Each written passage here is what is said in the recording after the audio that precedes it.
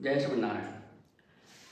हरिहर ज्योतिर्विज्ञान विज्ञान संस्थान के द्वारा संचालित 30 दिवसीय कुंडली विश्लेषण कक्षा में आप सभी लोगों का बहुत बहुत स्वागत है। आज हम लोग 27वें दिन की कक्षा पढ़ने जा रहे हैं। इसमें बृहस्पति से लेकर के अन्य जो ग्रह अवशिष्ट हैं वहाँ तक सभी ग्रहों की अंतर्दशाओं का जो फल है वो हम लोग आज पढ़ेंगे। तो चलिए शुरू करते हैं।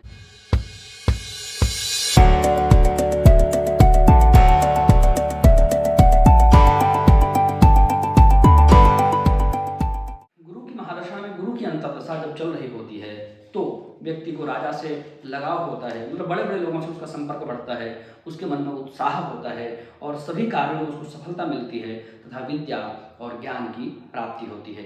गुरु की महादशा में जब शनि की अंतर्दशा चल रही होती है उस दौरान उसके मन में अथवा उसके बुद्धि में द्वेष भाव उत्पन्न हो जाता है, उसके मन में संताप रहता है, पुत्र के कारण उसका धन नष्ट हो रहा होता है और उसके कार्यों का नाश होता रहता है।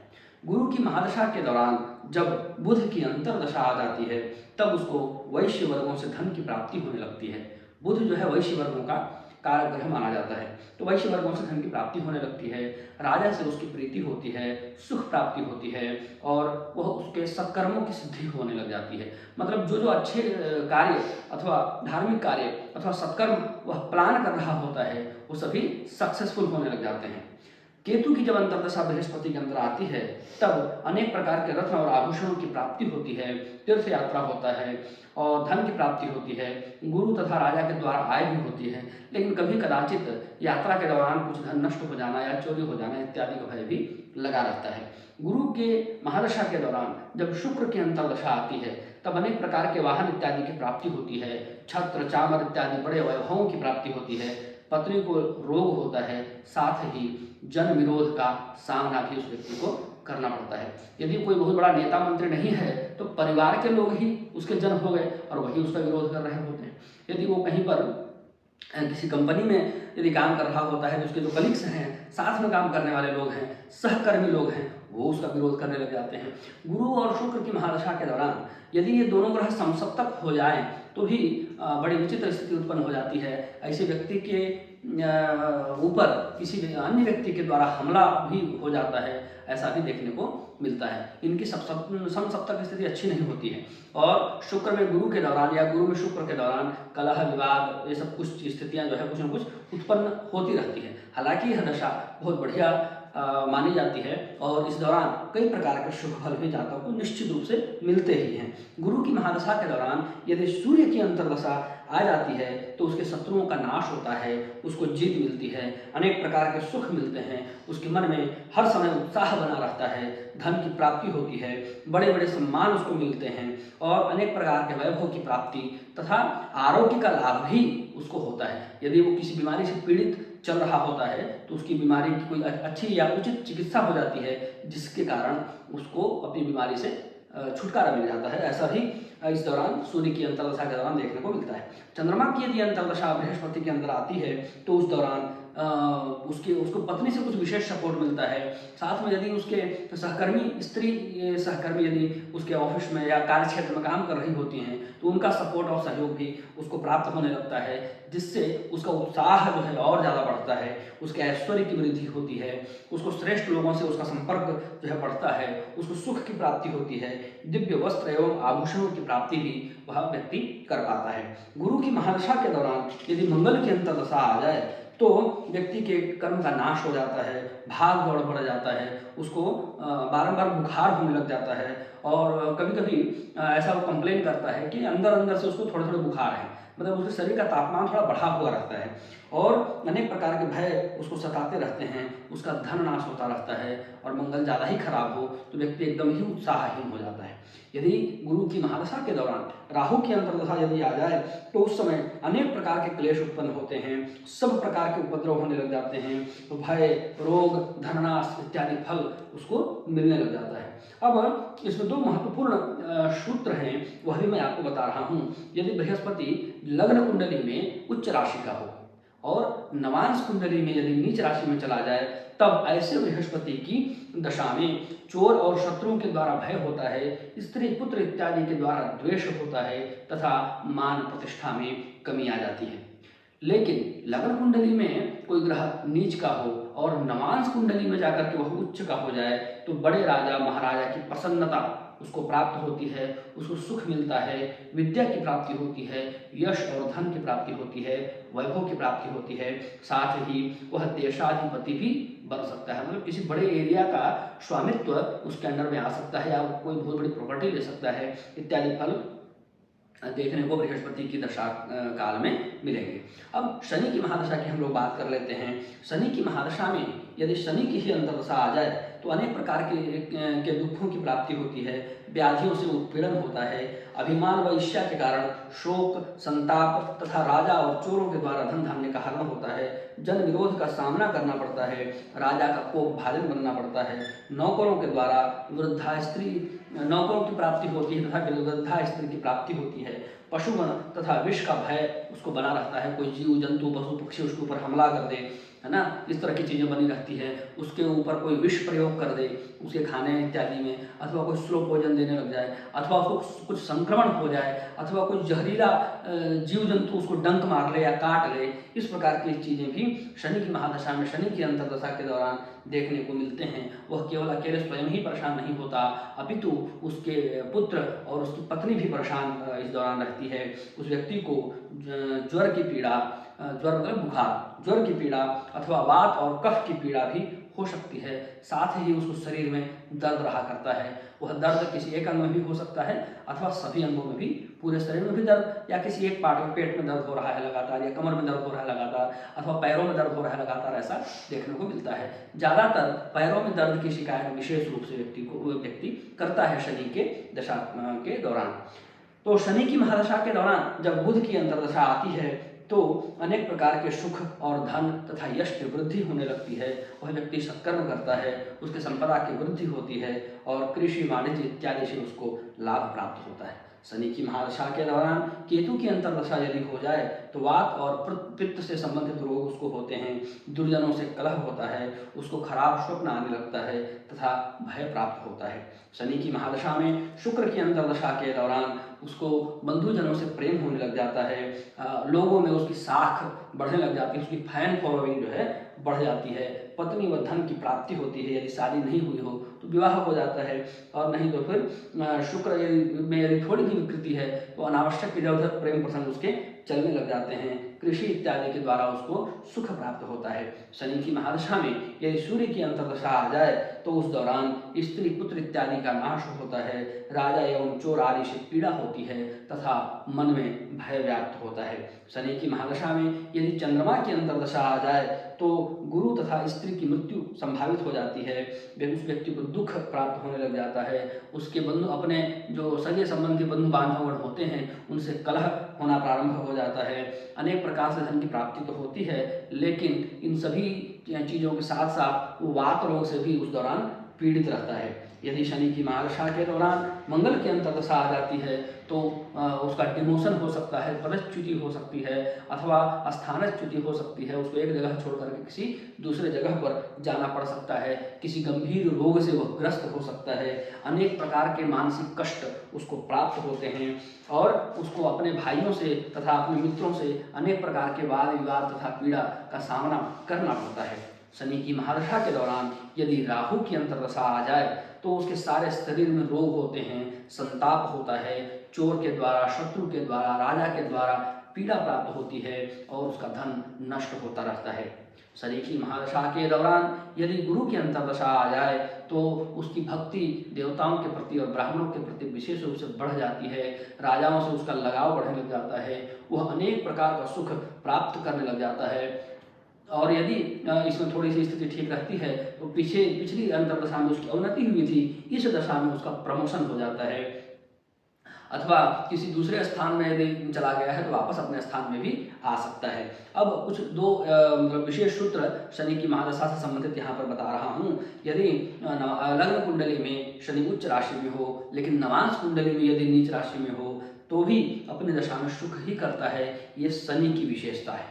शनि अपनी दशा के आरंभ में और अंत में प्रायः कष्ट करती है। शनि की महादशा के दौरान केवल जो बीच वाला टाइम होता है वो टाइम ही केवल जो है अच्छा जा रहा होता है, नहीं तो प्रारंभ वाला समय और अंत वाला समय वो बहुत कष्टकारी होता है। साढ़े साती की अथवा ढैया के दौरान बीच वाला समय खतरनाक होता है। शनि की साढ़े साती या ढैया के दौरान बीच वाला समय खतरनाक होता है और दशा के दौरान आरंभ और अंत वाला समय जो है वो खतरनाक होता है। ये टिप्स हैं, बहुत अच्छे ट्रिक्स हैं, इन सब बातों को दिमाग में ध्यान में रखना है।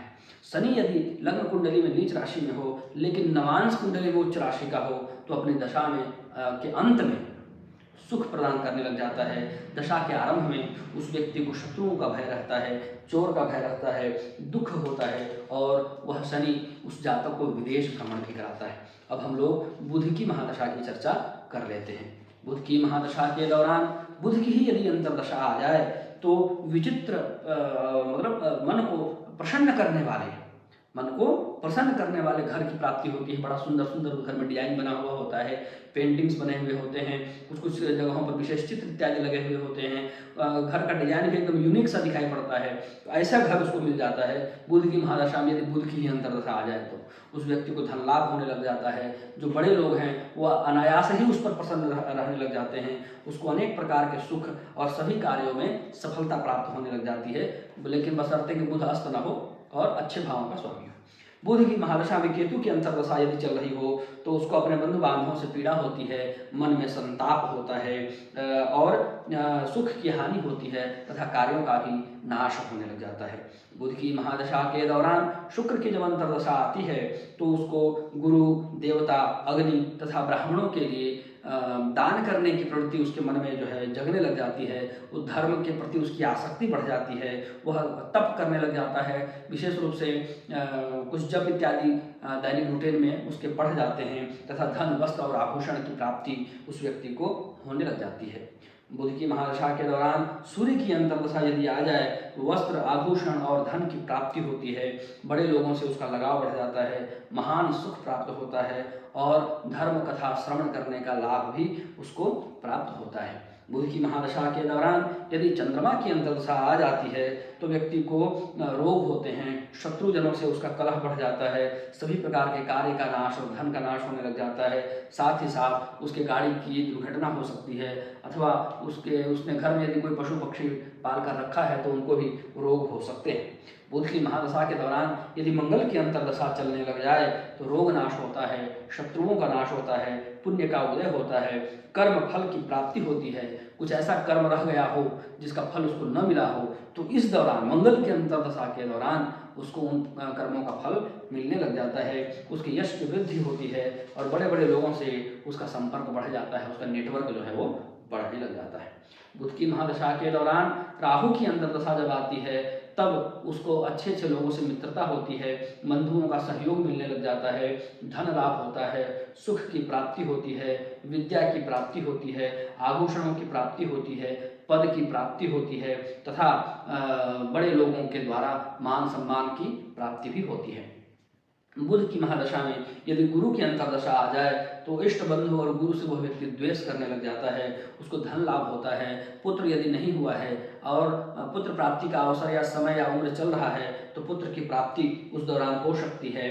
उसको अनेक प्रकार के रोगों का भय सताता रहता है। बुध की महादशा के दौरान यदि शनि की अंतर्दशा आ जाए तो धर्म कर्म में उसकी रुचि जो है बढ़ जाती है, अच्छा अच्छा काम वो व्यक्ति करने लग जाता है और यदि उसकी नौकरी इत्यादि नहीं लगी है तो नौकरी लग जाती है। नौकरी लग चुकी है तो फिर उसमें कुछ अच्छाई देखने को, अच्छे परिवर्तन देखने को मिलते हैं। छोटे स्थानों के जो जनाधीश लोग हैं, छोटे छोटे जगहों के जो पदाधिकारी हैं, उन सभी लोगों से उसका संपर्क जो है बढ़ जाता है, सुख की प्राप्ति होती है और यदि वह कृषि इत्यादि करता हो तो उसके माध्यम से भी उसको अनेक प्रकार के लाभ होते हैं। अब दो सूत्र यहाँ पर पुनः आ रहा है बुध के संबंध में। यदि लग्न कुंडली में बुध उच्च राशि में हो लेकिन नवांश कुंडली में बुध नीच राशि में हो तो उसके कार्यों में बाधाएं उत्पन्न होने लग जाती हैं, लेकिन अपनी अंतर्दशा में कुछ कुछ अच्छे फल भी वो दे देता है।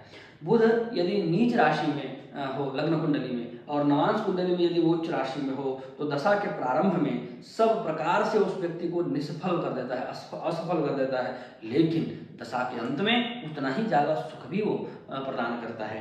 अब केतु की महादशा की हम लोग बात कर लेते हैं। केतु की महादशा में केतु की ही जब अंतर्दशा आ जाए तो स्त्री पुत्र का मरण हो सकता है, सुख नाश हो जाता है, वित्त का नाश हो जाता है, शत्रु का भय उस व्यक्ति को सताता रहता है। शुक्र की अंतर्दशा यदि आ जाए तो पुत्र को रोग हो जाता है, अनावश्यक झगड़े झंझट बढ़ जाते हैं, किसी बंधु बांधवों की मृत्यु भी उस दौरान हो सकती है, अथवा मित्र की मृत्यु भी उस दौरान हो सकती है। उसको ज्वर, अतिसार इत्यादि रोग जो है घेरने लगते हैं। सूर्य की जब अंतर्दशा आ जाती है तो उस व्यक्ति के मन में निराशा हो जाती है। हो सकता है कि उसकी पत्नी तलाक देकर चली जाए, अथवा प्रेमिका छोड़ करके चली जाए, अथवा कोई प्रिय मित्र छोड़ करके चला जाए, अथवा कोई विशेष वस्तु जिससे वो बहुत लगाव रखता था वह वस्तु चोरी कर ली जाए या नष्ट हो जाए। इस प्रकार का गहरा दिल का गहरा आघात लगने जैसी कोई बड़ी घटना उस दौरान उसके जीवन में घट सकती हैं। शरीर में अनेक प्रकार के रोग हो सकते हैं, विदेश यात्रा होती है, भय और सभी प्रकार के कार्यों में उसको विरोध की प्राप्ति होने लग जाती है। चंद्रमा की जब अंतर्दशा केतु के अंतर्गत आती है तब स्त्री पुत्र लोग उसके आलसी होने लग जाते हैं, धन धान्य का उसका नाश होने लग जाता है और वह मानसिक संताप के दौर से गुजर रहा होता है। केतु की महादशा के दौरान यदि मंगल की अंतर्दशा आ जाए तो उस समय वह पुत्र, स्त्री एवं छोटे भाइयों से झगड़ा करने लग जाता है, उसके रोग बढ़ते हैं, शत्रु बढ़ते हैं और राजा के द्वारा भी उसको पीड़ा ही पहुंचती है। साथ ही उसके बंधु बांधवों का नाश होता है। केतु की महादशा में जब राहु की अंतर्दशा आती है तो उसके घर में चोरी हो सकता है, उसको अनेक प्रकार के दुख प्राप्त होते हैं, सभी प्रकार का काम उसका बिगड़ने लग जाता है और दुष्ट कपटी छल प्रपंच करने वाले जो लोग हैं उन लोगों से उसका झगड़ा, फसाद, विवाद ये सब होने लगता है। केतु की महादशा में जब गुरु की अंतर्दशा आ जाती है तब वह ब्राह्मणों का भक्त बन जाता है, गुरु की सेवा करने लग जाता है, देवताओं के मंत्र का जप करने लग जाता है, बड़े लोगों से उसका संपर्क बढ़ता है, वह निरोग होने लगता है और जगह जमीन खरीद ले अथवा उसको पुत्र लाभ हो जाए, ऐसी कुछ बड़ी ठोस घटनाएं भी उसके जीवन में होती हैं। केतु की महादशा के दौरान यदि शनि की अंतर्दशा आ जाए तो उसके मन में भय की व्याप्ति होती है, उसको मानसिक संताप रहता है, अपने परिवारजनों से उसका विग्रह हो जाता है, उसको देश का त्याग करना पड़ता है। केतु की महादशा में बुध की अंतर्दशा हो जाए तो बुध बंधु और मित्र इत्यादि का संयोग होने लग जाता है, स्त्री पुत्र व धन का आगमन होने लगता है, विद्या संबंधी सुख की प्राप्ति होती है। कुल मिलाकर के केतु की जो दशा है, टोटल 7 वर्ष की दशा होती है, उस समय ऐसा बीतता है, बीच बीच में इतने उपद्रव, इतने उत्पात होते हैं कि व्यक्ति सर पीट ले, परेशान हो जाए, त्रस्त हो जाए, कहे कि बस हो गया, अब नहीं जीना है, बेकार है मेरा जीवन। और उसके कुछ समय बाद ही ऐसी बड़ी बड़ी घटनाएं लगने लग जाती हैं कि वो कंफ्यूज हो जाता है कि भाई करूँ तो करूँ का, जाऊँ तो जाऊँ कहाँ, ये चल क्या रहा है। तो केतु जैसे बहुत ज़्यादा त्रस्त कर देगा और जैसे ही आप सोचेंगे बस मैं त्रस्त हो गया, मुझे नहीं जीना, आप एकदम नकारात्मकता से घिर जाएंगे। तो बीच में कुछ बूस्टर डोज देने के लिए कुछ अच्छी अच्छी घटनाएं कर देगा, उनको देख करके आप प्रसन्न हो जाएंगे और जैसे आप थोड़ा सा राहत महसूस करेंगे तुरंत उसका दूसरा जो डोज है वो रेडी है। आप राहत महसूस करिए, तुरंत अपनी दूसरी मिसाइल छोड़ेगा और तो अपने फिर से आपको वैसी कंडीशन में लेकर के आएगा। इसी प्रकार की घटनाएं बुध केतु जो है लगातार अपनी दशा में करता रहता है। तो उसके बुरे समय को देख करके भी घबराना नहीं है और दिखाना है कि बस आने वाला समय बेहतर है, और अच्छे समय को देख करके भी प्रसन्न नहीं हो जाना है क्योंकि उसके तत्काल बाद कुछ बुरा समय आने वाला है। तो केतु की दशा का ये नेचर होता है। केतु जब तक चला न जाए, साथ उसके जो वर्ष हैं 7 वर्ष वो खत्म न हो जाए, तब तक पूरे धैर्य और शांति से नहीं रहना है। ये दिमाग में नहीं रखना है कि बस आपत्ति विपत्ति गई, अब तो बस जो हम हैं सो हम ही हम हैं, इस मिजाज में नहीं आना है। केतु के 7 वर्ष जो है बहुत कठिन होते हैं जीवन में बिताने, उस समय को बहुत धैर्यपूर्वक बिताना चाहिए और न तो कठिन विपत्तियों से घबराना चाहिए और न ही बहुत कुछ अच्छा होते हुए देख करके आपा खोना चाहिए।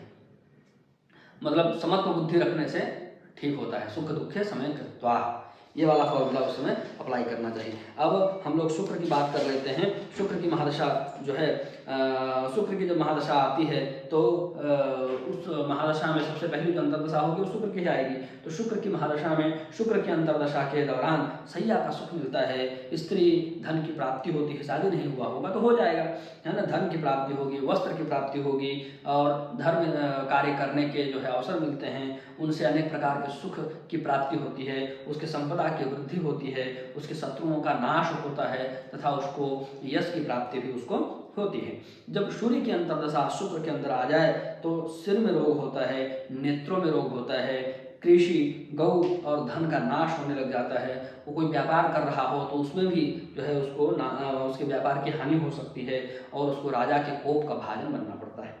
शुक्र की महादशा में जब चंद्रमा की अंतर्दशा आ जाए तो उसके सिर में भारीपन बना रहता है, सर दर्द शुरू होगा, वो ठीक ही नहीं होगा, लगातार वो व्यक्ति दवा लेता रहेगा और सर दर्द से जो है परेशान रहेगा। विशेष रूप से वो उसकी शिकायत होगी, वो अचानक गैस होगा बहुत तेज और सीधे माथे पर चढ़ेगा। इस प्रकार से वो मतलब सर भारी भारी लग रहा है, ऐसा कंप्लेन अक्सर लोग करते हैं, सर भारी भारी लग रहा है। इस प्रकार का कंप्लेन लोग अक्सर करते हैं शुक्र की महादशा में चंद्रमा की अंतर्दशा के दौरान। और एक बात और बता देता हूँ, शुक्र की महादशा के दौरान जब चंद्रमा की अंतर्दशा आती है तो कुछ गंभीर मस्तिष्क रोग भी लोगों को हो सकता है। थोड़ी सी भी खराबी इनमें हो तो कुछ मिर्गी हो सकता है, माइग्रेन हो सकता है, ट्यूमर इत्यादि हो सकता है, दिमागी क्षेत्र में इधर कहीं ऑपरेशन कराने की स्थिति आ सकती है। शुक्र में चंद्रमा की दशा के दौरान निश्चित ही वो व्यक्ति मस्तिष्क से संबंधित, सर से संबंधित रोगों से परेशान और त्रस्त रहता ही रहता है।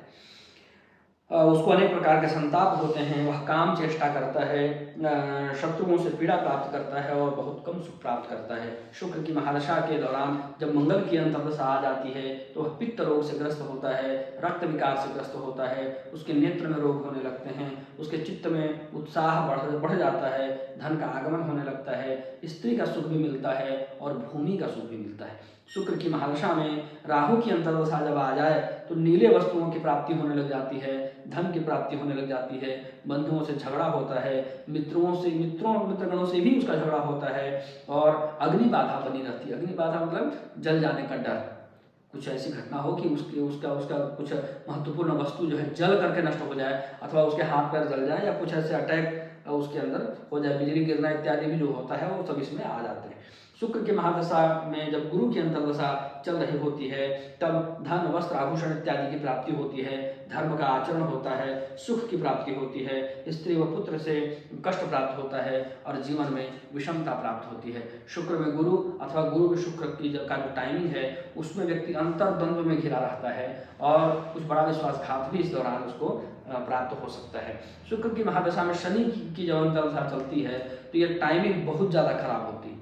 व्यक्ति मानसिक रूप से एकदम त्रस्त, एकदम झल्लाया हुआ, एकदम परेशान, एकदम इरिटेट रहता है जब तक शुक्र की महादशा में शनि की अंतर्दशा रहती है। वो भटकता रहता है, व्याकुल रहता है, उस प्रकार से जिस प्रकार से कोई हिरण हो प्यास के मारे गर्मी के समय में यहाँ वहाँ कैसे दौड़ती रहती है हिरण, उसी प्रकार से वह व्यक्ति भी यहाँ वहाँ दौड़ता रहता है।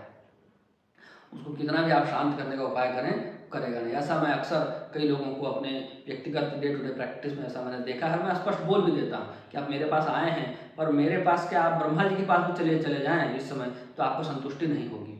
अभी तो आपको यहाँ वहाँ 10 जगहों पर भटकना है, ये होना है तो होगा। तो व्यक्ति यहाँ वहाँ सब जगह दौड़ता भागता रहता है, कंप्लेन करता है, यहाँ गया वहाँ किया, ऐसा किया वैसा किया, ये नहीं हुआ वो नहीं हुआ, और अनेक प्रकार के आरोप प्रत्यारोप, कलंक इत्यादि भी उसको झेलना पड़ता है। जो नहीं किया उसकी बदनामी भी होती है, जो करता है वो ठीक प्रकार से संपन्न नहीं हो पाते हैं। इस प्रकार की स्थितियाँ बार बार उत्पन्न होती है और उसका कहीं प्रेम प्रसंग भी निश्चित रूप से चलता है और जिस स्त्री से उसका प्रेम प्रसंग चलता हो अथवा जिस पुरुष से उसका प्रेम प्रसंग चलता हो वह उसकी उम्र से बड़ा ही होगा, छोटा नहीं होगा। अनेक प्रकार के सुख की प्राप्ति हो सकती है यदि पीछे एक नियम मैं बताया हूँ कि इन दोनों में से कोई एक जो है कमजोर हो और एक बहुत बलवान हो। ऐसी स्थिति में उस सुख की प्राप्ति भी होती है और घर के जो लोग हैं, स्त्री पुत्र इत्यादि, उनसे उसको कष्ट होता है और शत्रुओं का नाश होता है।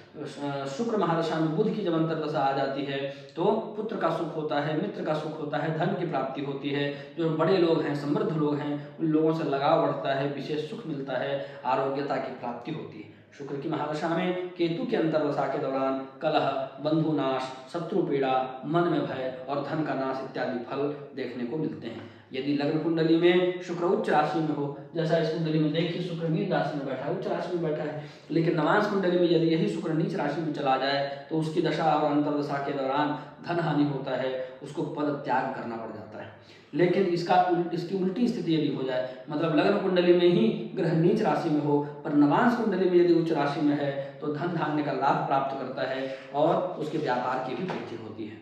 इस प्रकार से आज अंतरदशाओं का फल समाप्त हुआ। 27वें दिन की कक्षा समाप्त हुई। अब 28वें दिन की कक्षा में, अगली कक्षा में, कल की कक्षा में हम लोग गोचर फल सीखेंगे। एक दिन की कक्षा में बहुत सामान्य तौर पर हम लोग गोचर फल कहना और गोचर फल के बारे में चिंतन करना सीखेंगे। जो एक सामान्य विद्यार्थी, ज्योतिष का विद्यार्थी बनने के लिए जितनी जानकारी जरूरी है उतनी जानकारी हम लोग प्राप्त करेंगे।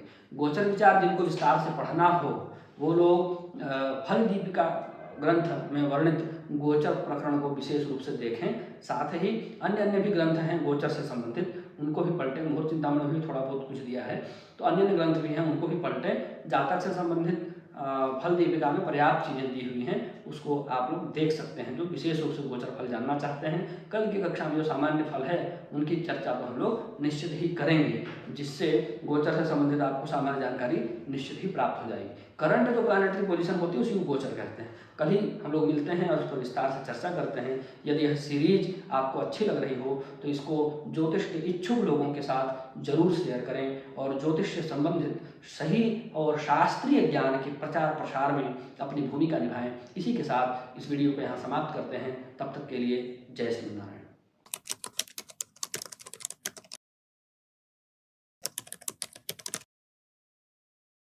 श्रीमते रामचंद्राय नमः।